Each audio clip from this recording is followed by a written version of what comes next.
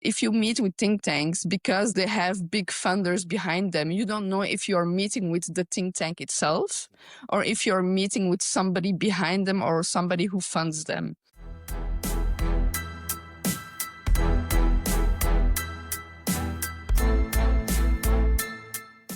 Follow the money. This is the podcast of the European investigative newsroom Follow the Money. I'm your host, 𝗀𝗻𝗁𝗁𝗁𝗁𝗁𝗁𝗁, recording from Brussels. And as usual, I'm joined by Follow the Money reporter and my co-host Alexander Fanta in Vienna. Hi, Alex. Good morning, Emma. Today, we're taking a closer look at think tanks and the power that they hold over Brussels.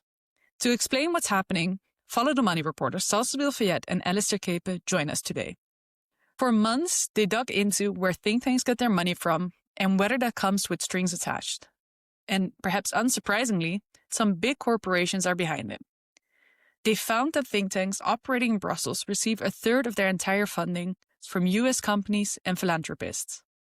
Alistair and Salsabil, together with our colleague Ada Homolova, lifted the veil on what that means for Europe's policy. Good morning, Salsabil and Alistair. Thank you for joining us. Thank you for having us. Good morning. So, Salsabil, today we're going to be talking about think tanks, but what made you want to take a closer look at think tanks in the first place? So basically, I think it was 2 years ago, we did a same kind of investigation on NGOs. So we looked at the most influential NGOs in the EU. And so this year we thought, why not do a same investigation, but on think tanks? So this was basically the seed that led to the months and months long investigation that we did together with Alistair and Ada. Ada is our data journalist. And so this was the idea behind it. And how did you go about doing this research? So we looked at the Transparency Register. So it's a website where you can see where every organization has to register who wants to have a meeting with the European Commission. So we extracted all the think tanks that are registered on the Transparency Register, and we looked at how many meetings they had with the Commission. We looked at also their media presence because it shows how much influence they have. We also looked at how much people work within the think tank, but more specifically, how many lobbyists are registered on the Transparency Register. And we also looked at their total budget. We actually dived into all the financial reports of all those think tanks and tried to list all the funders and their budget. So then you have a big database of the most influential think tanks. And then we dived into like their websites, board members, their reports, looked at who is behind them, what is their actual ideology, what do they stand for, what do they write most about, and can we link that also with, for example, the subject of the meetings that they have with the Commission. And that whole process does not sound like an easy task and definitely a very time-consuming one. How long did it take you in total to do this research, Alistair?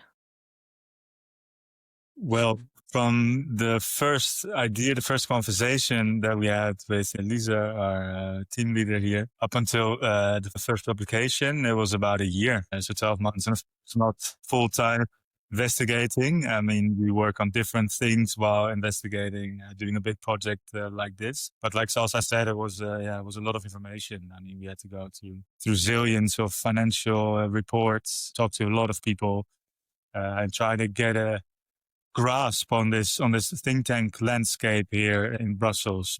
So we had a big scope to start off with. I think a lot of people don't really have an idea what a think tank actually is. What are we looking here? What's the influence of a think tank on lawmaking in Brussels?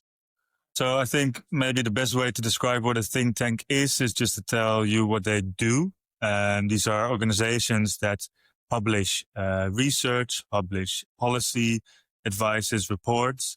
So the think tanks active here in Brussels, they mostly work on EU topics. So they publish opinions as well on legislative files, for example. But think tanks also organize a lot of events to which they invite speakers, people from the European Commission, for example, and in that sense connect different people within the institutions, for example, but also lobbyists and everybody working in this Brussels bubble. Alistair, what you describe sounds a bit like a mixture between a journalist, an academic, and a lobbyist. Is that a way to think about think tanks, that they, have aspects of all these three professions? Well, think tanks, they always try to influence policy. So that's always, so they produce these reports or organize these events, always with the aim to have some influence on policy or have some influence at least on the public debate. So they won't be co-authoring laws and legislation with, for example, the European Commission, but they will definitely try to influence how people think about certain topics. So they push a lot of content, basically. But the difference, for example, from a lobbyist or an NGO even, is that they say that they are independent, objective, partisan. But yeah, we've spoken to several experts who say that we should be a bit more critical when assessing what comes out of these think tanks. But in theory, their goal or their stated goal is that they influence the public debate based on scientific research. Yeah, and that's also what they promise their funders. They rely on funding from all different kinds of actors, so from governments, from organizations, from companies, from philanthropists, from individuals. And the reason that they attract funding is because they say, okay, we can actually influence this debate that's going on. And in our case, then the debate here in the Brussels bubble, the debate on EU policy. And if it's not influence, it could also be seen as access, because you can see like a lot of think tanks have those big major events with commissioner, with members of the European Parliament. So if it's not in the sort of direct policy influence, it could be also as selling themselves as, look, fund us because we can give you access to Commissioner X or Y or Z. Yeah, I recently went to an event of the Atlantic Council, a US-based think tank that is also active here in Brussels. And there were European commissioners, but also companies. Google was there, for example. And they kind of talk about, the latest developments in certain areas. So you get the impression that the think tanks are kind of there to create a cozy relationship where, people who do research and lawmakers and commissioners are meeting with lobbyists at this kind of cozy Brussels bubble sphere where information is traded freely. Ideas go that way. And that's maybe a great way for, kind of corporate interests to get their ideas into the lawmaking sphere. Definitely. And under the radar. Because if these corporations, for example, want to meet with an EU commissioner, they would have to go through the more formal channels and the meeting will be registered. And during these events, there is a very, like you said, cozy, informal opportunity for them to kind of float the latest ideas, have a short chat, and in that sense also lobby. So after an entire year of looking into these 48 think tanks, what did your article end up finding out about these think tanks? Well, so we mostly looked at their funding, and then we discovered that in these most influential think tanks, a lot of the funding came from the United States. So that's also partly due to the fact that in Brussels there are actually quite a few big American think tanks who also work on EU. But if you have like an expert that we talked to, he described think tanks as operating in the marketplace of ideas. So there's always these ideas being floated and these narratives being formed. And within this marketplace, the United States hold a relatively large amount of space. The United States being the biggest source of organizations, corporations funding think tanks, that was never really a concern, was it, over the last couple of decades, because the US was always such a close ally and seen as sharing some of the same values that the European Union shares. So, it wouldn't make that much difference if the money came from the US, that it came from Switzerland or Japan or Australia. But now with Trump How do you feel has the kind of ambient feeling in Brussels shifted in terms of, that money coming from US corporations now carrying a different significance? I think historically we tended to believe that the ideas and values of the US mostly aligned with those of the EU. So I think we look to the US as a natural partner, as an ally. But ever since Trump took office, certainly for the second time, you see a policy coming out of the US that is definitely not in favor of EU interest. So, for example, the ideas on defense or a very assertive economic policy, not an entire trade war going on, which kind of redefines how we should approach the US. And I think redefines how we should look at ideas or politics arriving from across the Atlantic. So yeah, I think the whole attitude towards the US has changed in recent months. And to follow up on what Alistair said, you have Trump in a way wanting to influence how organizations work and be more in line with his views, for example, in terms of gender equality. So we had a conversation with one of the organization, European Policy Center, who told us that they received indeed a letter where in order to get funds, they would have to scale back on their DEI, and that is Diversity, Equity and Inclusion program. And he told us that he refused to sign that letter. And this is actually one of the examples that shows that the Trump administration, so his second term, the values that he stands for and his administration stands for are not really or not at all in line with the European values that we strive for, including gender equality and inclusion.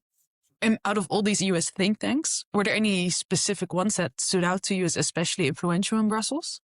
So the major ones were the Atlantic Council and Brookings Institution. So the Brookings Institution and the Atlantic Council are basically think tanks who do a lot of research, and they have different fields of research. So basically every think tank has several sorts of departments, and each department has their own expertise. For Atlantic Council, we saw that one of their funders was Google. So we see that a lot of tech companies are funding think tanks who are influential in the EU.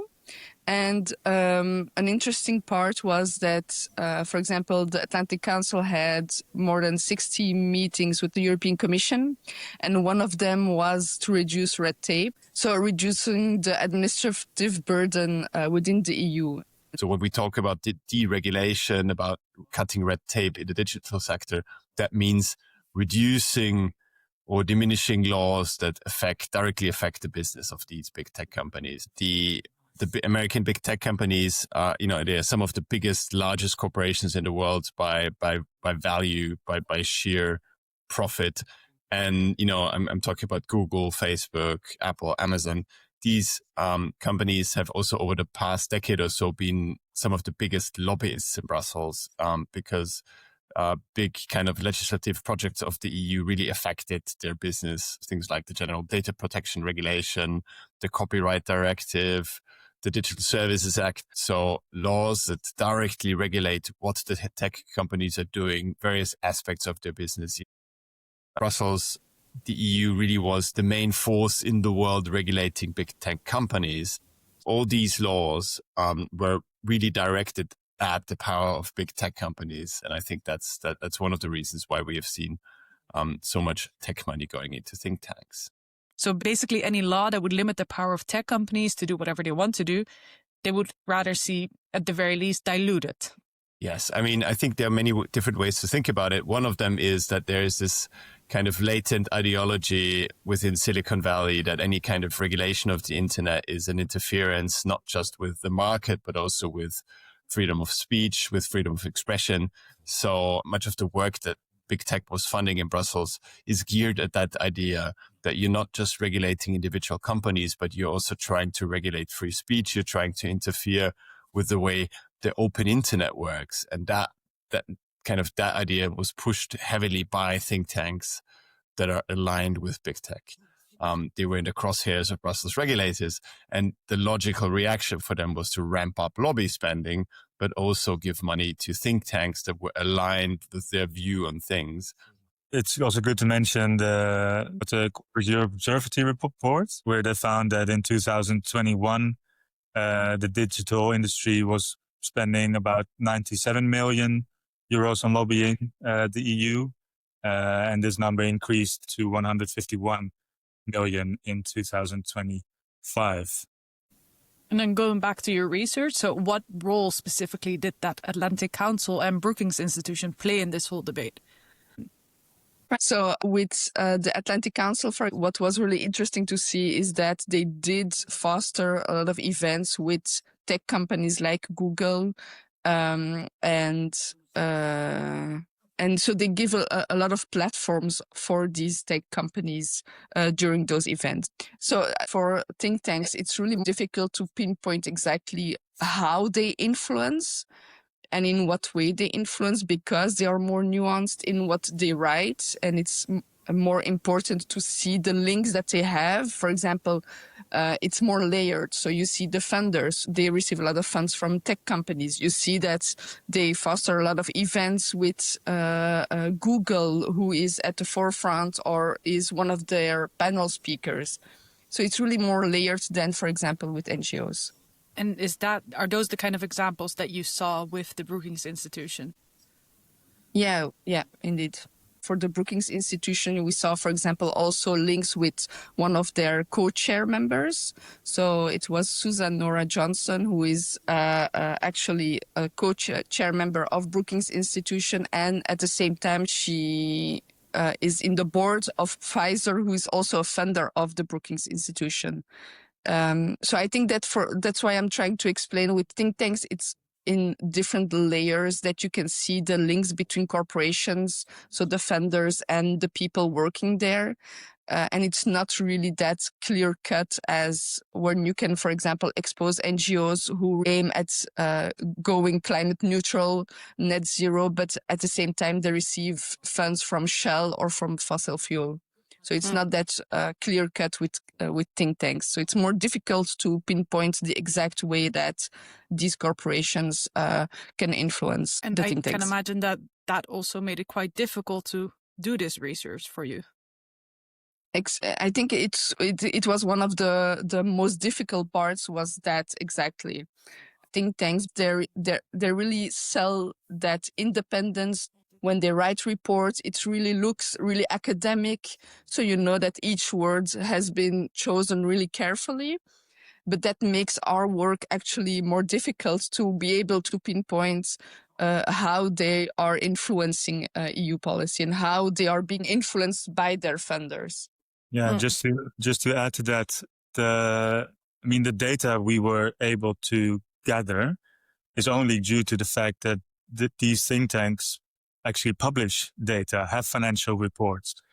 So the data that we have, the think tanks that we investigated are relatively transparent. There are also a lot of think tanks in our top most influential think tanks who did not disclose any funding information, and that's even more problematic, because then you don't know who's giving them money. There's no way to check that.